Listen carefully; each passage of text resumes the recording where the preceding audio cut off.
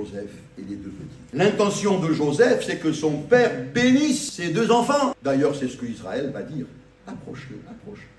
J'aimerais les bénir. Et comme la tradition l'exigeait, Joseph prend de la main droite Éphraïm et il le met à la gauche d'Israël, et il prend l'aîné, Manassé, de la main gauche, il le met à la droite. Parce que l'aîné recevait la bénédiction majeure qui est symbolisée par le côté droit. C'était normal, c'était la manière de faire. L'aîné avait droit à ça. Mais Israël s'était tenu devant le Seigneur, je l'ai dit, prosterné sur le chevet de son lit, il est en communion avec Dieu. Et même si ses yeux physiques n'y voient plus rien, intérieurement il les voit très clair.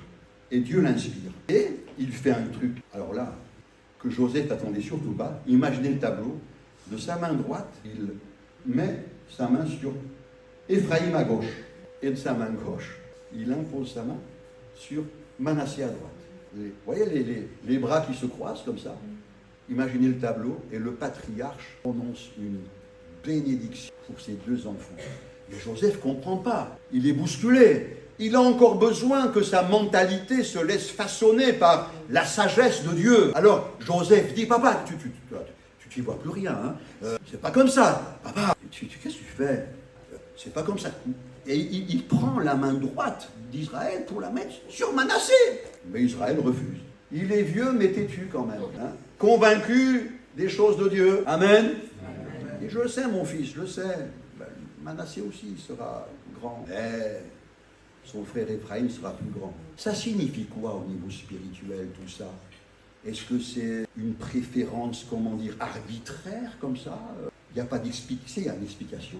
Il y a un message spirituel. Dieu est en train d'inverser les choses. Joseph énonce les choses dans un certain ordre. Premièrement, l'Éternel m'a fait oublier toutes mes peines. Deuxièmement, une page d'abondante bénédiction s'ouvre et Dieu inverse les choses.